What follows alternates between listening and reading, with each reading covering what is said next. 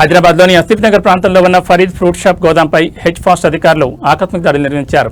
మామిడి పండ్లను ఇథిలిన్ అనే రసాయనంతో కృత్రిమంగా మక్కబెడుతున్నారనే సమాచారంతో ఈ రైడ్ చేపట్టినట్లు హెచ్ ఫాస్ట్ సిఐ రంజిత్ తెలిపారు. దాడిలో మొత్తం సుమారు 7 టన్నుల మామిడి పండ్లు గుర్తించారు. ఈ పండ్లను బాటతంగార మార్కెట్ నుండి కొనుగోలు చేసి గోదాంలో నిల్వ ఉంచి మార్కెట్కు సరఫరా చేస్తున్నట్లు అధికారులు వెల్లడించారు. ఈ వ్యవహారంలో గోదాం నిర్వాహకులు జమీన్ ఫరీద్పై కేసు నమోదు చేసి గోదాంను సీజ్ చేశారు. దాడుల సమయంలో సుమారు 350 ట్రేలను పోలీసులు గుర్తించారు. ఒక్కో ట్రేలో దాదాపు 20 కిలోల పండ్లు ఉన్నట్లు అధికారులు తెలిపారు. 10 kgs ప్యాకెట్ ఇది నాన్ కాంటాక్ట్ ఉండాలి. ఒక ట్రేలో ఒక బాక్స్లో పెట్టేసి నాన్ కాంటాక్ట్ దాంట్లో పెట్టాల్సి వస్తుంది. దానివల్ల వచ్చే గ్యాస్ నుంచి ఆ పండ్లు పక్వానికి రావాలి.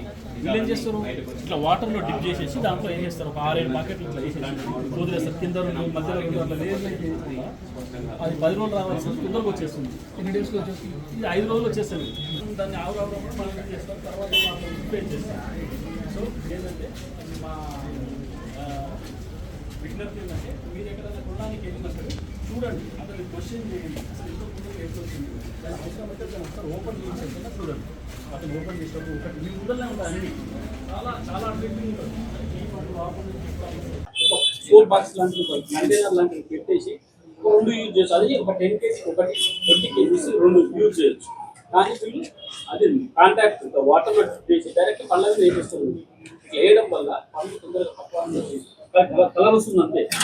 ఆ కలర్ చూసి మనం ఉంటాం, ఆ కొన్ని మనం మోసపోయి మన హెల్త్ పిల్లలకైతే ఇక చెప్పలేరు. వాళ్ళు ఏం చేసుకుంటారు సమాజంలో మనం వేసవికాలం అనేది మామిడి పండ్లు ఎక్కువ లైక్ చేసుకుంటారు, అమ్మకాలు కూడా ఎక్కువ జరుగుతుంటాయి.